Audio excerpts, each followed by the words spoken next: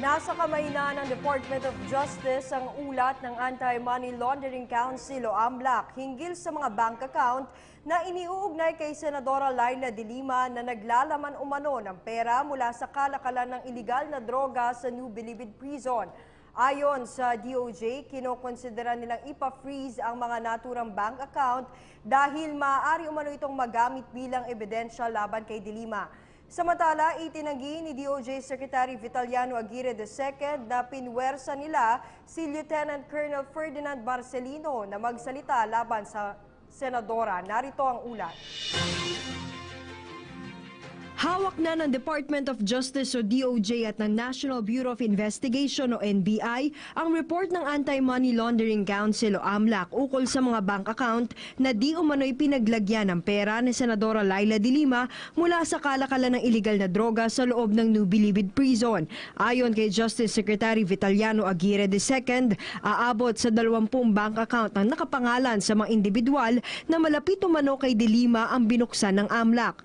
Marami pa raw bank account ang sunod na patitingnan nila sa AMLAC. Makikita mo lang doon yung, halimbawa, the name of an individual or the account name. Ito ang mga transactions doon sa account name na yun or so account ng individual na yun. Halimbawa, sinasabi doon, mayroong deposit amounting to almost 500 million. Yun ang maaaring nakalagay doon. At saka ilang beses na nagtransaksyon, ilang beses nag-deposit. Kinokonsidera ngayon ng DOJ na ipa-freeze ang mga bank account. Ani Aguirre, magagamit ang mga ito bilang ebidensya laban kay De Lima tulad ng testimonya ng mga tumestigong high-profile inmates sa nakaraang pagdinig ng Kamara sa kanilang paghahain ng kaso na pangungunahan na ng NBI. Itinanggi naman ni De Lima na may mga dummy account siya. Samantala, sinisika pa rin ng DOJ na makuwang witness ang inmate na si JB Sebastian. Pinabulaanan naman ni Aguirre na pinuwersa nito si Lieutenant Colonel Ferdinand Marcelino para magsalita laban kay De Lima. Sinabi na rin ni Marcelino na hindi siya pinilit para gawin ito. Naghain sa Manila Regional Trial Court Branch 17 si Marcelino kasama si Public Attorney's Office Chief Attorney Persida Acosta ng mosyon para suspendihin ang arrest warrant at ibasura ang binuhay na drug case laban sa kanya. Dito tinanong siya ng media kung tetestigo nga ba siya laban kay De Lima at ito ang kanyang isinagot. I will tell the truth kung saan man forum ako iharap. I will tell the truth as far as I know the truth. Sa ibang balita, nauwi sa personalan ang sagutan ni na Senadora Laila De Lima at Justice Secretary Vitaliano Aguirre II kaugnay pa rin sa issue sa Bilibid drug trade. Pati ang umano'y pribadong video ng Senadora at peluka ng kalihim na ungkat. May news to go sa Trisha Zafra. Sa isang pahayag, nagsimula ang sagutan ng dati at kasalukuyang Justice Secretary. Sabi ni Senator Laila De Lima, peke raw ang mga ebidensyang nag-uugnay sa kanya sa droga tulad daw ng peluka ni Justice Secretary Vitaliano Aguirre II. Kung totoo pong accounts ko yan, na mga nasa pangalan ng iba pero accounts ko lang, pwede ba sabihin niya sa mga bangko na yan, anumang mga bank accounts na yan, na i-freeze ang mga accounts na yan? Yan ang pinaka-challenge ko po sa kanya. Na ganun pa rin, patatanggal ko sa kanya yung peluka niya kung hindi niya na naman magawa yan. Inacknowledge mong fake yung aming mga witness. Nasaan ang proof mo? Nothing. Nada. Silts. Zero. Sabay ang panayam kay De Lima at ang press conference ni Aguirre. Kaya ang banta naman ni Aguirre, posibleng ilabas ang sex video raw ni De Lima sa korte kung hindi niya aminin ang relasyon sa kanyang driver. Malaki ang significance.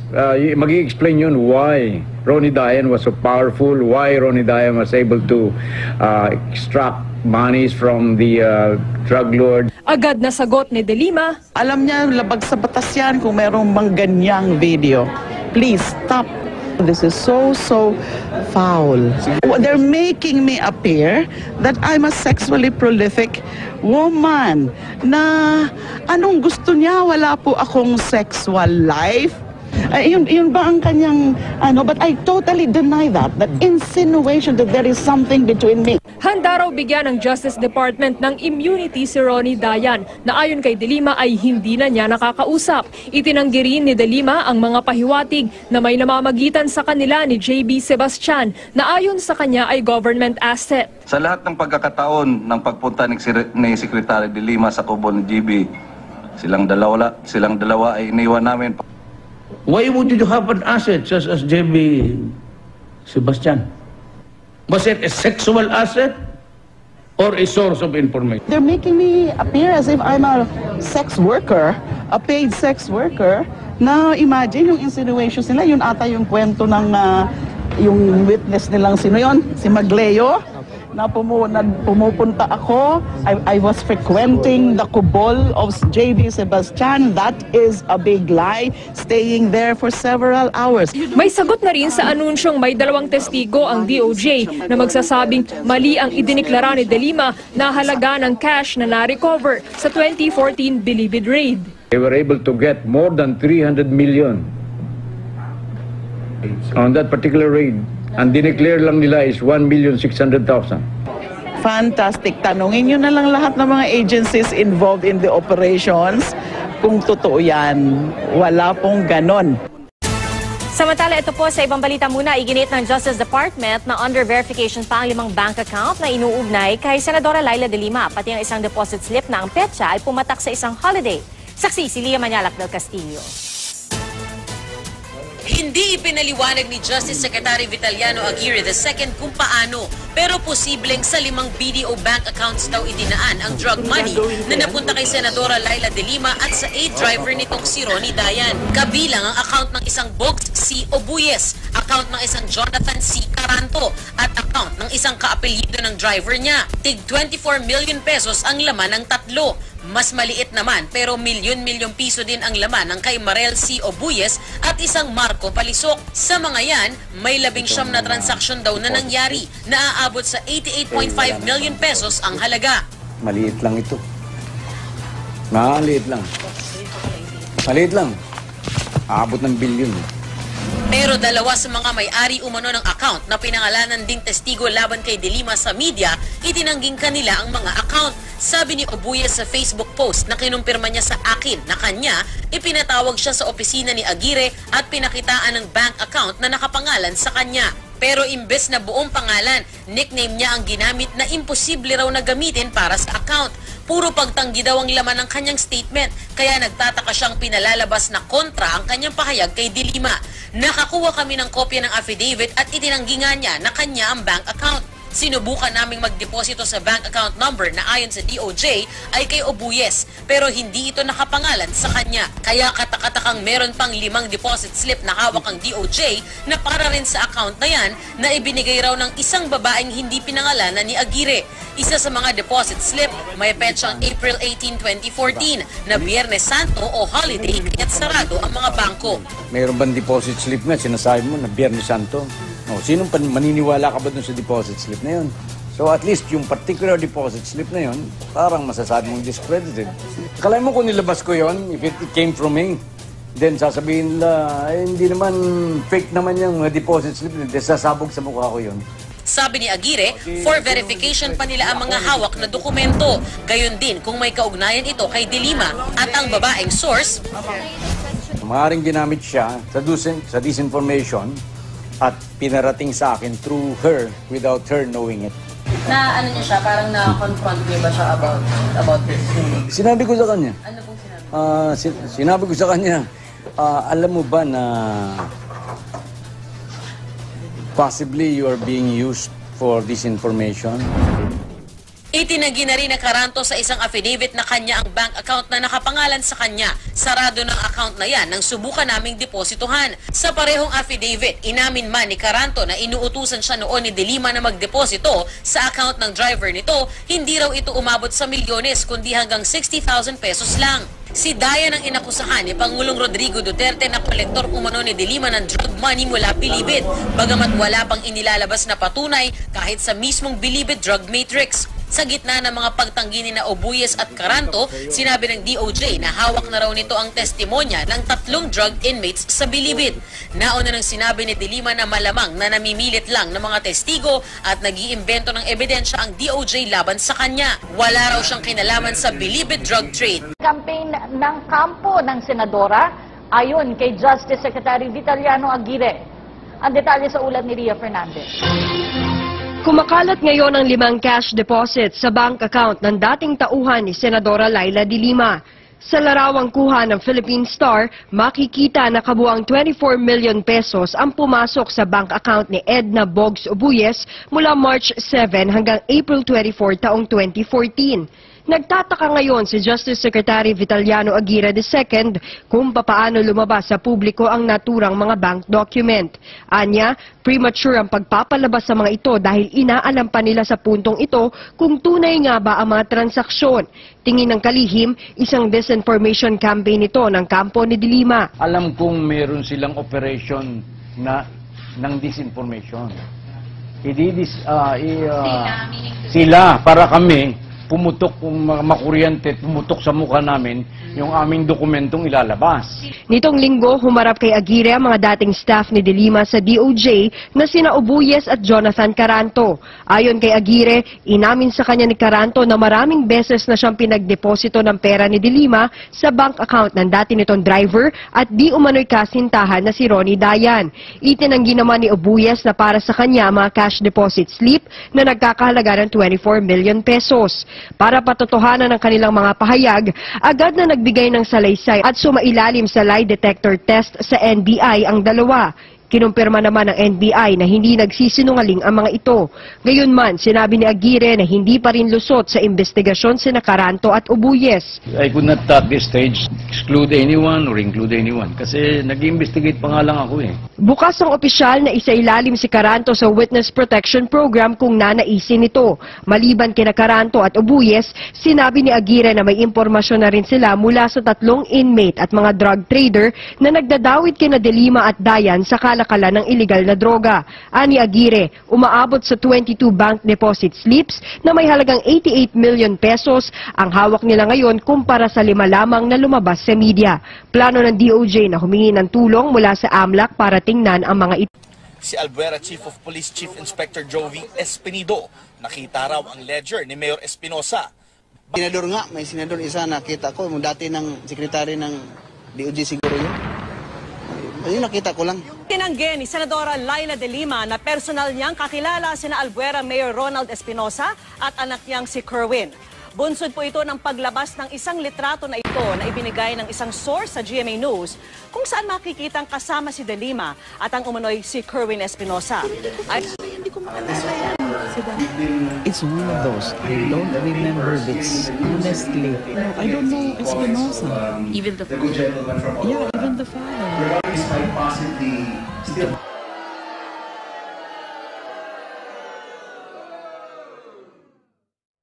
De Lima, ladies and gentlemen, I'll hang myself. Pinapakita ngayon, you resign. Dapat ka mag-resign ka. You resign. Cross na rin sa mind ko yan na para tumahimik na lang sila. Wag na nila akong, tigilan na nila ako. Tumahimik na lang ang buhay ko. Mag-resign na lang ako.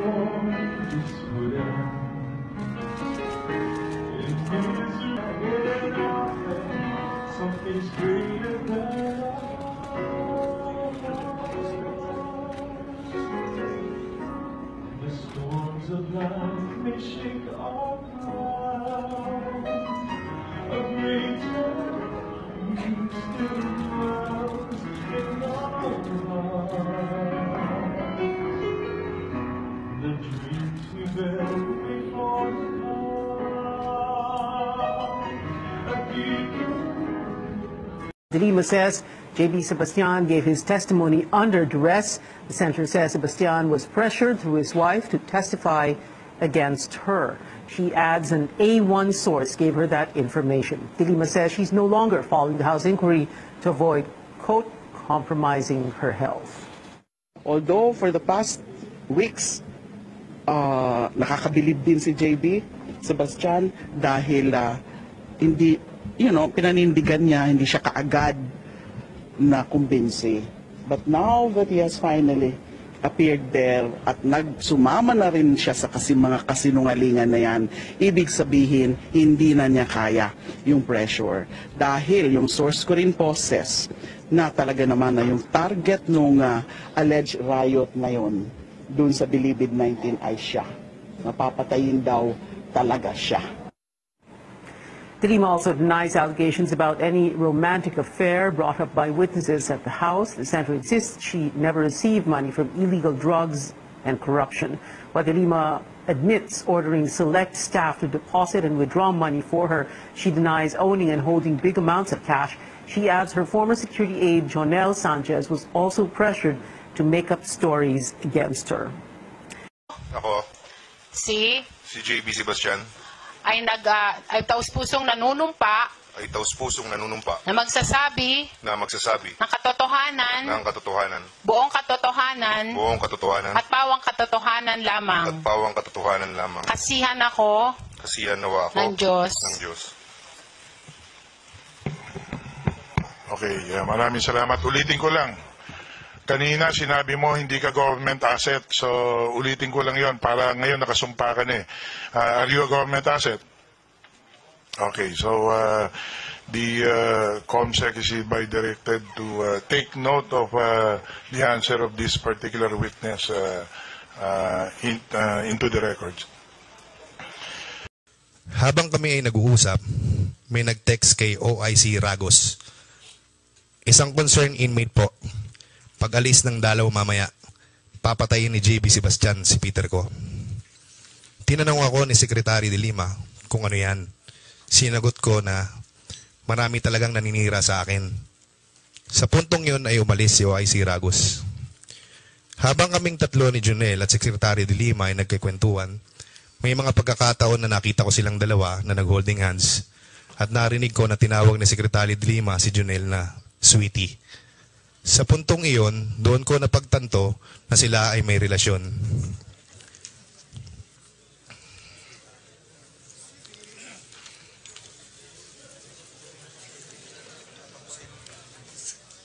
Noong umalis na sila Jonel at Secretary De Lima, may nagsumbong sa akin na isang dalaw na habang bumisita at kausap ko si Secretary De Lima sa aming opisina sa Sige-Sige Komando, ay nagpasayaw ng mga babae ang bagong spokesperson ng komando. Kaya sinumbong ko kay Jonel Sanchez sa pamamagitan ng text na, Sir, nandito kayo kanina. Yung bagong spokesperson ng komando, nagpapasayaw ng bold show. Nagreklamo sa akin ng mga dalaw. Pagkalipas ng ilang sandali ay nakatanggap ako ng text mula kay Jonel. At ito ang laman ng kanyang text sa akin. Sweetie, ito text ni JB. Sir, nandito kayo kanina. Yung bagong spokesperson ng komando, nagpapasayaw ng bold show. Nagreklamo sa akin ng mga dalaw. Hindi rin nagtagal, nakatanggap ako ng isa pang text message galing kay Jonel. At sinabi niya sa akin sa text message na wrong send.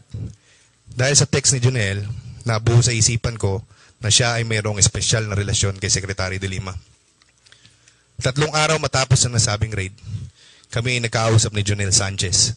At isa sa aming napag-usapan ay, total naman ako lang ang naiwan sa maximum security compound. Tulungan ko raw sa pondo sa darating na eleksyon si DOJ Secretary. Pagkatapos namin mag-usap, ay sumagi sa isipan ko na akala ko na iniwan nila ako sa maximum security compound at hindi sinama sa paglipat ng mga tinuguri ang Bilibid 19 dahil iba ang pagtingin sa akin ni Secretary De Lima at ng Bucor dahil mas disiplinado ako kumpara sa ibang mga inmate leaders na kasama ko na nakakatulong sa peace and order sa Bilibid. Pero sa bandang huli, ganun din pala ang pakay niya sa akin na paglilikumin din pala ako ng pondo para sa eleksyon ni Secretary De Lima katulad sa ginawa sa kanila. Ilang araw bago magpasko, ako ay nagbigay kay Jonel ng 2 milyon sa opisina ko mismo at saksi po nito ang kapwa ko bilanggo na si Katabang. Kinabukasan, tumawag sa akin si Jonel at sinabi niya na, Pare, may kakausap sa iyo, naka-loudspeaker ka. May narinig ako sa kabilang linya ng boses ng babae, nakaboses ni Secretary De Lima. At sinabi niya sa akin na, JB, Merry Christmas. At sumagot naman ako na, Merry Christmas din po ma'am, natanggap niyo po ba ang regalo ko sa iyo? At sumagot naman si Secretary na, yes, JB, Merry Christmas. Noong January 8, 2015, humigit kumulang alas 8 ng umaga, nag-text sa akin si Junel at sinabi niya na pupunta siya kay CSOJ sa NBP sa araw din na iyon upang mag-command conference. Sinabi niya rin sa akin na maganda ako ng pera para sa napag-usapang pondo sa eleksyon at ito daw ay iabot ko na lang sa kanya. Naagad ako naganda ng 2 milyong piso at ito ay nilagay ko sa isang paper bag. Habang ako ay naghihintay na ipatawag ni Junel at ni Secretary de Lima, ay may naghagis ng granada malapit sa lugar ko na siyang naging dahilan ng pagkamatay ng isa sa aking mga kakosa at pagkasugat ng 19 sa kanila. Noong araw din na yun ay dumating si Secretary de Lima at pinatawag niya kaming mga commanders at binigyan kami ng 2 oras at na ultimatum upang alamin kung sino naghagis ng granada. Makalipas ng 2 oras ay pinag-utos ni Secretary de Lima na maliban sa akin, lahat ng mga commanders ng gang ay ilipat sa Bartolina. Na habang kaming mga commanders ay nag-uusap tungkol sa nasabing direktiba ng kalihim, ako ay sinundo ng isang prison guard at sinabi sa akin na pakitin daw ako sa opisina ng Direktor Bukayo dahil kausapin daw ako ng Secretary de Lima. Na pumunta kaagad ako sa opisina ni Direktor Bukayo, bit-bit ng paper bag na may lamang 2 milyon. Pagdating ko sa Director's Office ay sinabihan ako ng isang staff na antayin ko na lang si Secretary de Lima sa loob ng opisina ni Direktor Bukayo. Makalipas ang humigit kumulang kalahating oras, ay pumasok si Secretary de Lima sa opisina ni Direktor Bukayo at kinausap ako tungkol sa paghagis ng granada. Sinabi ni SOJ sa akin na ilipat niya sa Bartolina ang mga commander ng mga gang, ngunit ako raw ay may iwan sa maximum habang iniimbestigahan ng insidente. Nakiusap ako sa kanya na baka maaari kaming pagbigyan na huwag na lang ilipat sa Bartolina ang mga kasamaan kong mga commander, kapalit ng aming pagtulong sa pagresolba sa nasabing insidente at pagtulong na din sa pagresolba sa iba pang problema sa Bucor. Sinabi ko rin sa kanya na lalong magagalit sa akin ng aking mga kakosa at kapwa ko mga commanders kung sila ay ililipat sa Bartolina at ako lang ang may iwan. Dahil sa aking pakiusap, pumayag si Secretary at sinabi sa akin na hindi na dapat maulit ng ganung pangyayari. Nung paalis na ako, sinabi ko kay Secretary de Lima, ma'am, may bigay ako sa iyong pera, paano to? Kay Junel ko ba iabot? Sumagot naman si Secretary de Lima na hindi ko kasama si Junel ngayon, iwan mo na lang dyan. Makalipas ang 2 o 3 linggo, mayroong lumutang na isang miyembro ng Sige-Sige Sputnik na nagsasabing alam niya kung sino nasa likod ng paghagis ng granada at di umano ayon sa investigasyon, isa sa mga bilanggo na dinala sa NBI ang utak at nag-utos sa pagpapasabog ng granada. Napagkasunduan din ng mga commander sa mga panahon na ito na talikuran na ang nakasanayan at tradisyon ng gang at napagkasunduan na kami ay kikilos ng naaayon sa mga alintuntunin ng isang barangay sa Malayang Lipunan at ang aming samahan ay tinawag ng Liga ng mga Barangay sa Bucor. Noong bandang katapusan ng buwan ng Pebrero, taong 2015, ako ay muling kinausap ni Junel at sinabi sa akin na nagtatanong si Secretary kung ano na ang status na napag-usapan naming tulong para sa pondo sa eleksyon. At sinabi ko sa kanya na malaki pa kasi ang problema sa maximum kaya hindi ako makapag-comply. Simula ng buwan ng Marso hanggang Mayo taong 2015, ako ay nakapagbigay ng kabuuang halagang 10 milyon piso kay Junel para sa pondo sa darating na eleksyon ni Secretary Laila de Lima. Hanggang sa sinabi niya sa akin na 5M na ang monthly quota ko. Sinabi ko kay Junel na mahirapan ako dahil nandun na sa NBI ang mga kakosa kong mga Chinese drug lords. Sumagot si Junel na baka magalit sa si SOJ. Ikaw pa naman ang isa sa mga inaasahan niya para sa paglikom ng pondo. Noong hindi ko naibigay kay Junel ang nasabing kota sa buwan ng Hunyo at Hulyo, naging usap-usapan na sa maximum na ako daw ay lilipat sa Building 14 kasama ng Bilibid 19. Naagaran kong tinawagan si Junel ngunit hindi niya na sinasagot ang aking mga tawag. Sa aking pangamba na ako ay lilipat sa Building 14, kinausap ko ang aking asawa upang kumuha ng abogado para mapigilan na nakaambang paglilipat sa akin. Noong ikat-27 ng Agosto taong 2015, sumulat ang aking abogado na si Attorney Lorna Kapunan kay Bucor Director Ricardo Reinier Cruz upang ilingin na huwag akong ilipat sa Building 14 dahil mga nganib ang aking buhay doon. Kalakip dito ang kopya ng nasabing sulat na may markang Annex A. Nakinausap din ng aking abogado si Superintendent Richard Schwarzkopf. Ngunit sinabi ni Super sa aking abogado na tanging si Secretary de Lima lamang ang pwedeng makapigil sa aking paglipat sa Building 14. Kalakip dito ang kopya ng sulat ni Director Cruz na may markang Annex B kung saan ay kanyang inamin na si Secretary de Lima ang nag-utos na ako ay lipat sa Building 14. Noong ika-6 ng Oktubre, taong 2015, sumulat ang aking abogado kay Secretary Leila de Lima upang ilingin na payagan na lang ako manatili sa maximum security compound dahil manganganib ang aking buhay kapag ako ay lipat sa Building 14. Kalakip dito ang kopya ng sabing sulat na may markang Annex C. Sa kabila ng aking pakiusap na wag akong ilagay sa Building 14 dahil ako ay nangangamba sa aking kaligtasan, ako ay sapilitang nilipat pa din doon sa Building 14 o Special Housing Unit na di umano isang pasilidad na ginawa ng Bucor para sa mga high-profile inmates para hindi na makagamit ng cellphone para sa illegal drug trade at hindi na makapagpasok ng kontrabando. Ngunit ito ay salungat o kabaliktaran sa aking nasaksihan. Makalipas ang isang buwan nung ako ay dumating sa Building 14, unti-unti itong naging maluwag hanggang sa naging sobrang luwag. Lahat ng kontrabando nakapasok muli mula sa cellphone, alak, laptop, sugal, maging panabong na manok, babae at milyon-milyong pera ay labas-pasok sa Building 14. At nagmistulang lahat ng may kinalaman sa drug trade ay pinagsama-sama lamang sa Building 14 upang mas maluwag makagalaw at makapagnegosyo ng shabu. Dito ko din nasaksiyan ang sunod-sunod na nahuhuli ng mga bodega ng mga Chinese drug lords.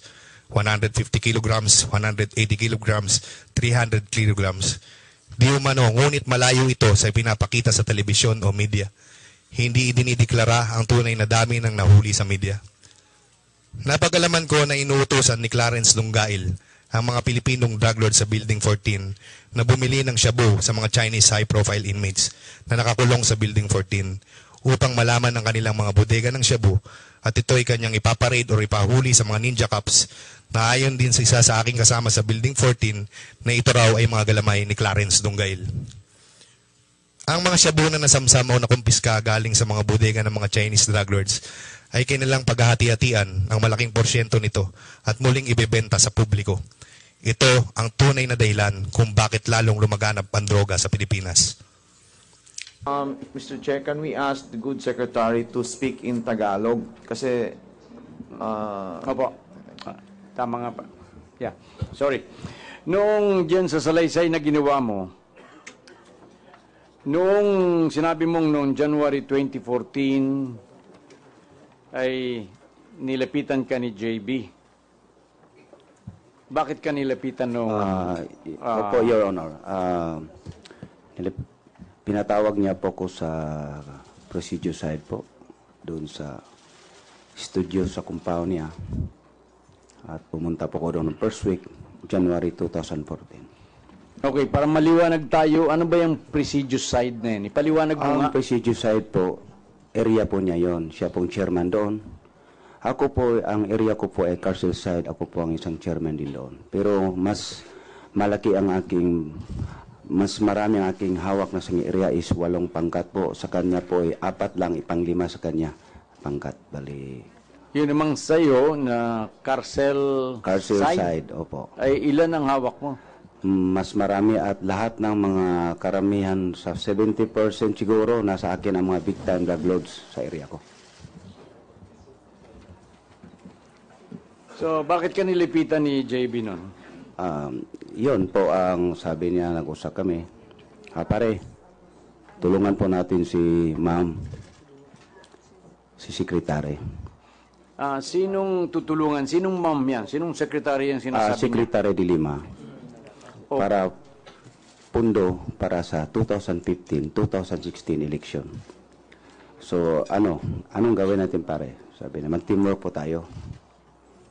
Sabi ko, alam mo na yon, yung tayo ng mga items, i-ano mo doon sa area mo. Sabi ko, dahil sa totoo lang po ay wala man akong tiwala po doon kay GB, dahil sabi ko lang, oo. Wala akong tiwala doon po dahil sa totoo lang po ako yung overall chairman. In-appoint po ako ng overall chairman si OIC Director Ragos, Rafael Ragos po.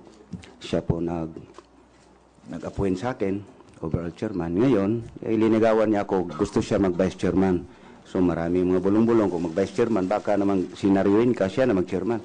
So hindi ko binigay yung pagka-vice chairman. Ito naman po si Assistant Director Cruz, ay pinapirma po ako ng English. Pinasa ko sa yung ibabaw, correction order. Anong order? Anong pangalan? Correction order, katulad sa akin. So sabi ng orderly, pinapepirma po ni assistant director mo, si assistant director, si Cross. So hindi pwede ako magtatanong si assistant director po. Ganon ba? Pirma. Basa-basa, kunwari nabasa ko, pero hindi ko naintindihan po. Pinirmahan ko po ngayon. Yun pala, yung pinipirmahan ko pala, pumayag daw ako at nag-usap kami, nga pumayag po ako, siya ng chairman doon sa kabila at sa akin yung Carcel Session sa presidio. So, pinatawag po ako ni OIC Ragos nung time na yon at paalis niya siya 2 days before, tinawag ko. Alam mo ba itong pinirmahan mo? Binabasa mo ba ito? Opo, sir. Siyempre, nag-iabang na ako, opo, sir. Pumayag ka ba na na siya kanyan procedure sa iyong Carcel side? Ay, hindi po, sir. Hindi ko sa tutulong po, sir. Gichicks lang po ako. Hindi ko naintindihan pong pinirmahan ko. Yun, sabi niya, wala akong magawa dahil po pinirmahan mo na. Yun, hati na po ang bilibid po ngayon. So ngayon, ang sabi ko na, ituloy ko lang po sinabi ko na oo lang ako, hindi na po ako bumalik noong January. Yung nausap kami January, first week ng 2014. After mga 2 weeks ng January, ng second week, si Junel Sanchez po ang pumunta na sa akin doon. At yung security aid ni Secretary de Lima. Okay, gawin nating question at saka answer, ha? Okay, apo. Tanong at sagot. Apo. Okay. So, yung bang, anong naging dahilan at nawalan ka ng tiwala kay JB Sebastian? Ayun po, yung, kasi kaibigan po niya si Assistant Director Cruz. Close po sila at yun doon ako nagtatampo at parang wala akong tiwala dahil hindi ko binigay yung pagka-vice chairman niya. Pinapirma nila ako po ng correction order na English po, na hindi ko naintindihan English at pumirma naman ako. Yun pala, nahati na pala ang nakasulat po doon. Hati na kami. Pumayag daw ako nga siya ang mag-chairman doon sa kabila. Pero sa totoo po, hindi po. Okay. So, saan ba itong presidio side at Carcel side? Saan yan? Sa maximum sa loob ng Bilibid po. Sa maximum security compound. Ngayon, pag sinabing chairman ka ng presidio side or Carcel side, anong ibig sabihin yan? Pag chairman ka, sa labas po yun parang gobernador po ka. So, yung mga commander parang mayor po yun. Ganon po. At ang correction order po namin ay parang director, superintendent, tapos chairman. Parang ganon. May power po kami doon. Kaya po namin magpatapon ng mga inmate. Kasi kami po ang inappointan director, kami po ay ang superintendent, kami po ay binigyan ng power doon sa aming sakupan. Saan ninyo ipapatapon yung inmates ninyo? Pwede po kami gagawa na pong report at i-submit po namin sa superintendent or kay director, ibulong po namin, kaya po namin. Right. So, bakit mo pinirmahan nang hindi mo naintindihan yung papel na pinirmahan mo? Ayun po, kasi ako po ay marunong ko magbasa ng English po, hindi ko makaintindi sa mga binasa ko po. So, mula noon, nawalan ka ng tiwala kay JB Sebastian. Ayun, sino may binanggit kang isang Jonel Sanchez? Sino ito? Ito po ay, siya po ang security aid ni Secretary de Lima po.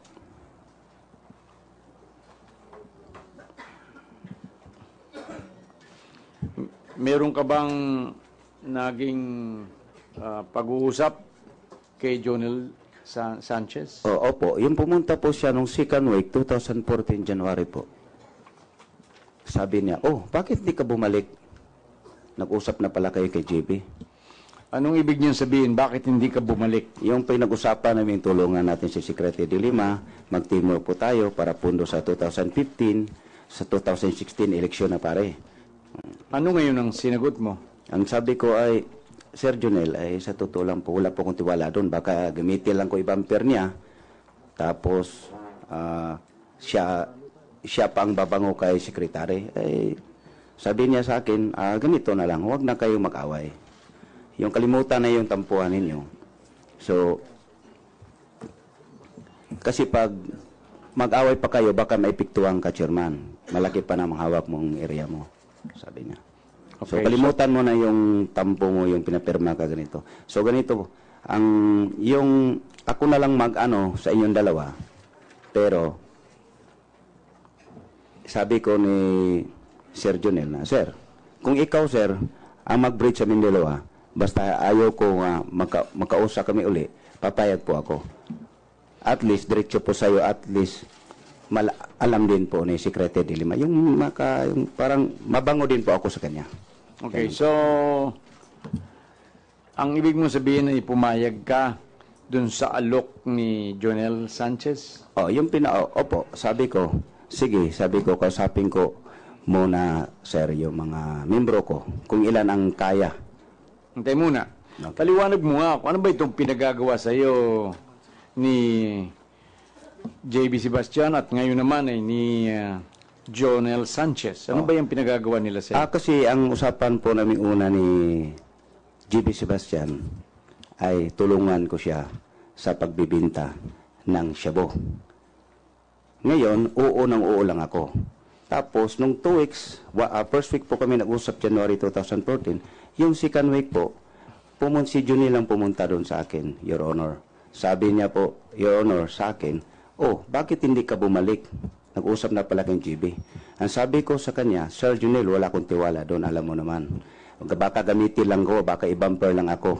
So, siya pang mabango kay Dilima, bako ako naman sabi ko, kung ikaw naman, Sir Junil, parang siya magbe-bridge sa amin, basta wag na lang kami mag-away. So, ang usapan doon po, Your Honor, yung usapan namin GB, siya na ang magbe-bridge para sa amin, at sabi ko ni Sir Jonel na kausapin ko ng membro kung ilan ang kaya nila. So, okay. Sa mga tuwid ng si Jonel na kumausap sa iyo ay pumayag Opo, ka na. Siyempre. Pumayag na po ako, Your Honor. Siyempre, meron po akong bukod pa doon sa transaksyon na yon ay may 3 milyon po kaming binibigay buwan-buwan po kay Secretary de Lima po. Okay. Ano yung 3 milyong binibigay mo buwan-buwan kay Secretary de Lima? Opo. Paano yan?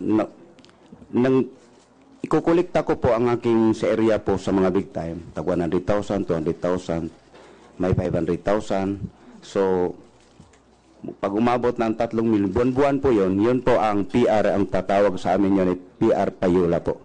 Para lahat ng gusto namin mga kontrabando ipapasok.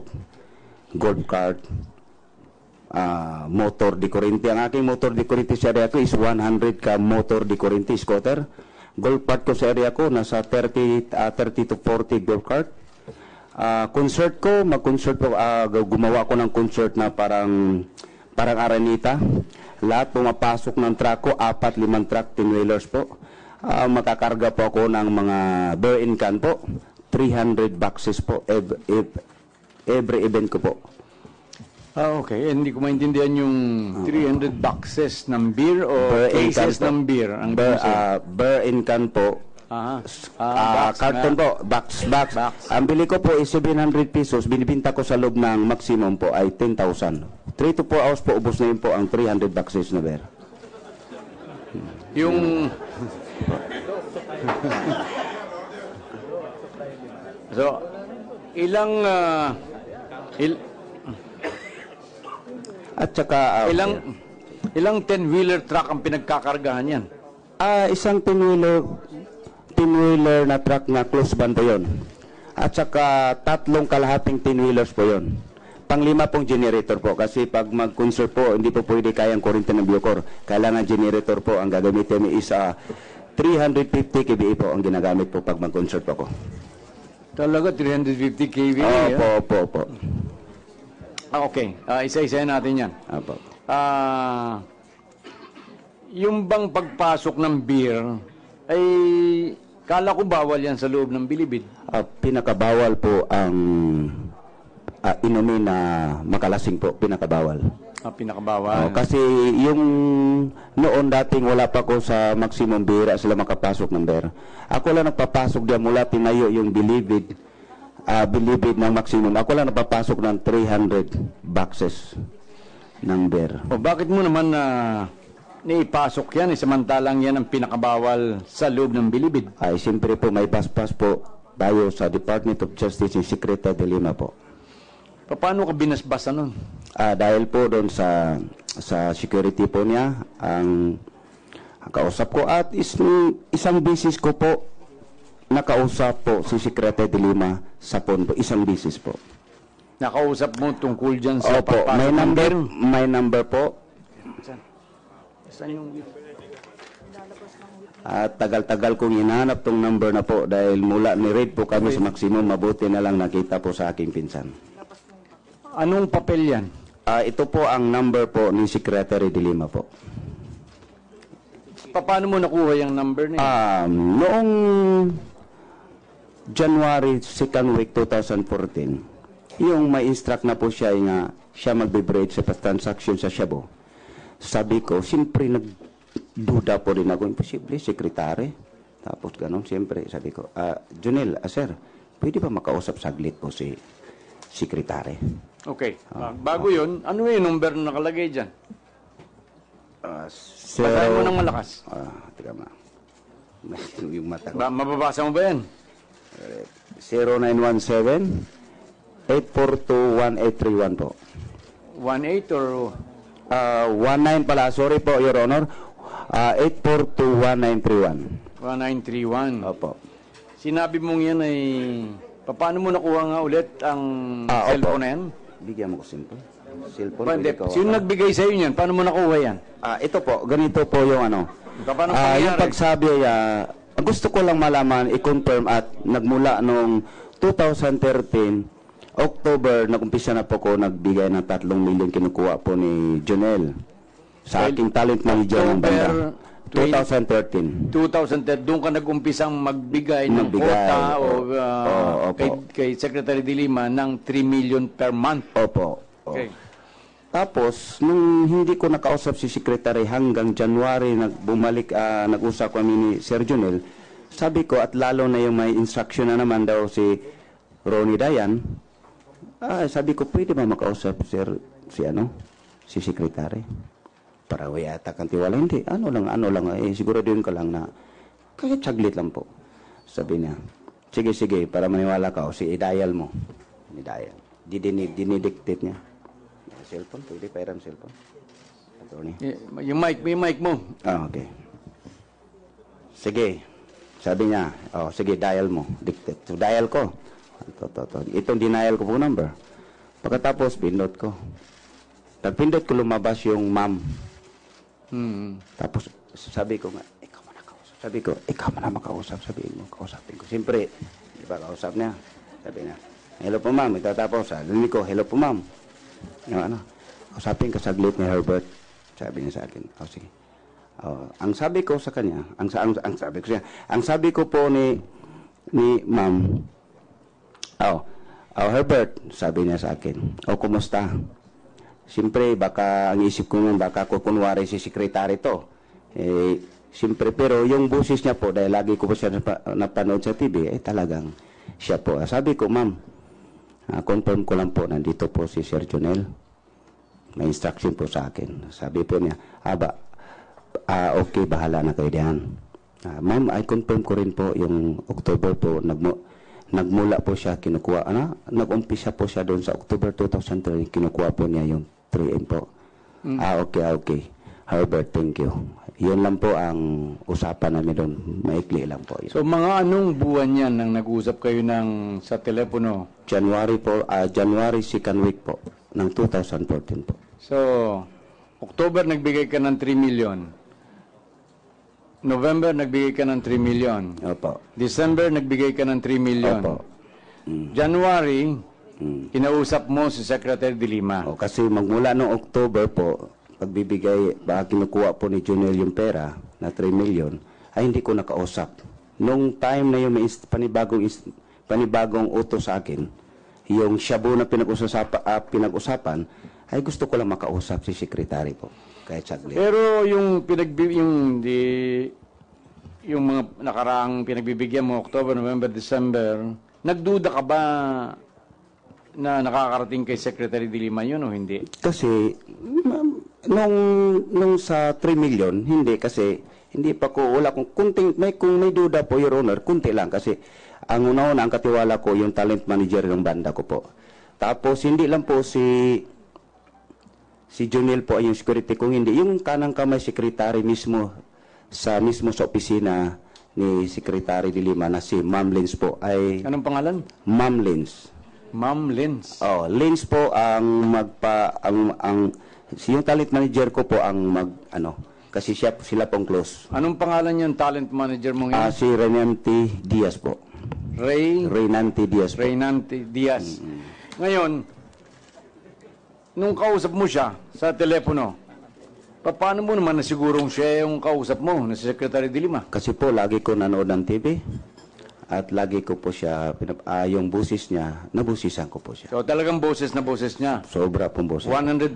100% po. Mr. Chairman, can I just manifest to the chair that we secured the number of Mr. Golanco and summon the service provider to get a recording and time of those conversations. Okay. I so move. Opo. What is your number, Mr. Golanco? Ang number ko? Hindi po. Ang ginamit pong number po kay Sir Junel po, Your Honor. Sir Junel. What is the number of Junel? Do you know? Hindi ko na po. Pero may alam po yung yung secretary ko, talent manager ko po ng banda. Siya po nakalam. Sila po ang close po ni Sir Junel. Will you please submit that number